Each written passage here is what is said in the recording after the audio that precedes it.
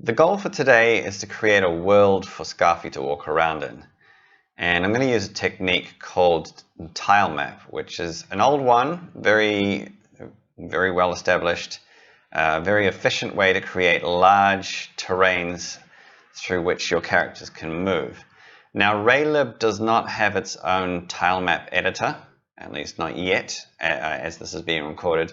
So I'm going to use Tiled, which is an open source map editor that's been around for a long time, and it's battle tested. It's been used to create multiple games, which sounds great. So I've downloaded and installed that, and because I'm not an artist, I have gone to itch.io and I've found a tile set that I think suits Scarfy and downloaded that as well. So let's get started. We'll create a new project. I actually already created one, but we'll overwrite that just to show you how it's done. And we will create a new map. I happen to know that the tiles in the tile set that I'm using are 128 by 128 pixels, which is fairly large. Normally the tiles are more like 32 by 32.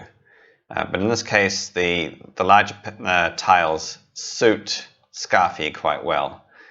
And I've decided to create it about 20 tiles high, 60 tiles wide.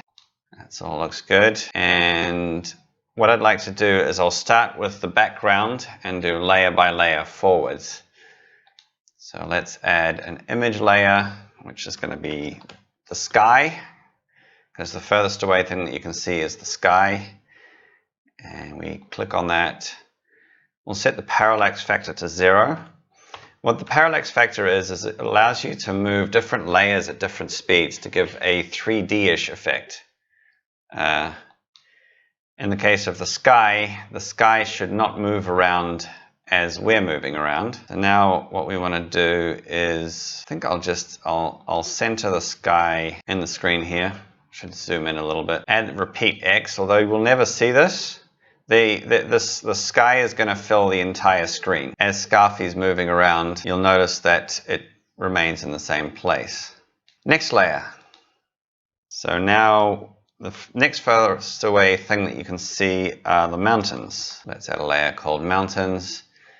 Set the parallax a little bit higher, so we want it to move but not that fast. And then here are the mountains. Oh, right. Let's rearrange these.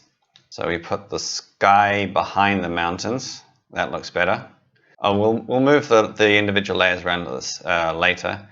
Again, we want to repeat it horizontally so that we get mountains across the entire length of our world. That's looking good. Next layer is call them bushes. I think that's what we've got. We want this one to move faster still because it's closer, but not as fast as the tiles on top. So we take this here. That obviously needs to go down. And we want the repeat X again. And then you'll see, you can see the 3D effect here already as I scroll it horizontally. What's closer to the camera moves along faster than what's off in the distance. And what's furthest away doesn't move at all. And it should also do that as we move up and down. And this all needs to be adjusted because we do not want the bottom of the layers visible in the game. But we will address that. Oh, maybe I can do that now. So let's move it so that it's at the bottom, and I will move the bushes down so that they always remain lower than the mountains. And then as you move up, you get further and further out. Oh, yeah, this is going to take a bit of adjustment. Maybe I'll make the tile map a little bit less tall later on. But I think let's move on to adding our terrain, which should be on the tile layer. Let's call this terrain, or actually ground. Ground is a simpler word. Simpler is usually better. So put that on top, and we create our first tile set. So in this case, the tile set is the ground. We have a collection of individual images, and we will save that as ground.tsx. That sounds good to me. And now I need to go get the images themselves. Ground tile set, and I'll just drag and drop them in and save that. Should probably save the map.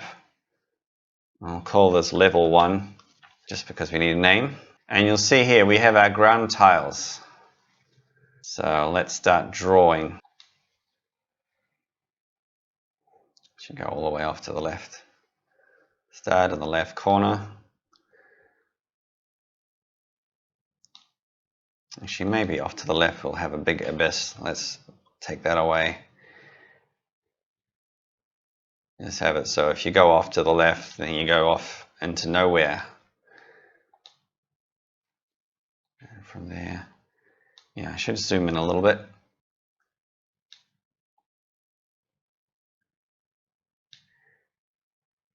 And then how about we keep going a little bit and then curve the landscape upward. This is where we start curving upward.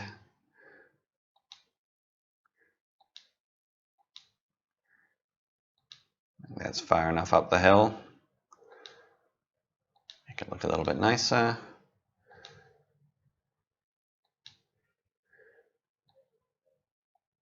And I can put some stone tiles in there just for some variation. I'm not creating an actual game level map, which would probably be a little bit more complicated. And I think we'll make Scarfy jump here. So put in a cliff that goes down to nowhere. I'll use the fill tool to fill in, where is the ground? Fill in this area, just saves me some time. Now where is he going to jump to? Let's make the gap like, I think Scarfy should be able to jump that.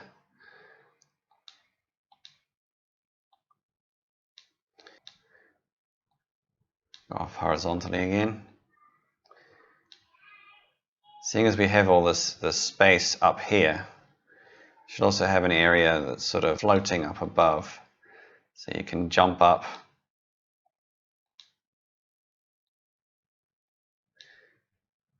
Maybe to go collect some coins or something. And we'll keep our ground over here. And what else can we do? Yeah, our tile map goes way higher. Add another cliff. And send Scarfy up further up into the sky after I fill in this area. So I'll create another floating island. Definitely not going for realism here. A small one. And let's see if I can make these tiles a little bit easier to get at. Okay, yeah, I think that's better.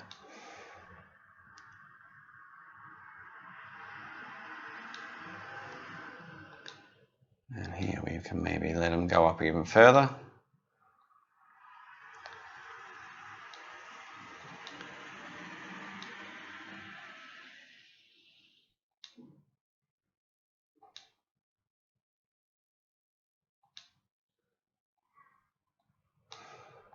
And this is basically the way you create your tile maps. You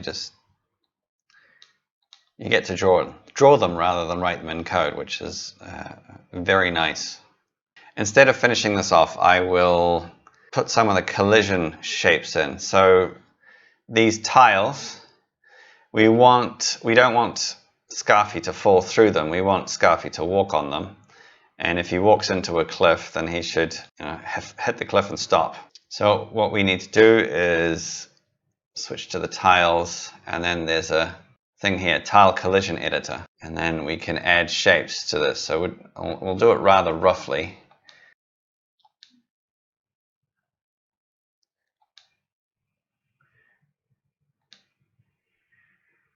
And what this is in in the Scarfy code that we've written, we can add code that will check if Scarfy is standing on this tile. I should be able to just close it. Again, let's make this is a bit awkward, this small rectangle.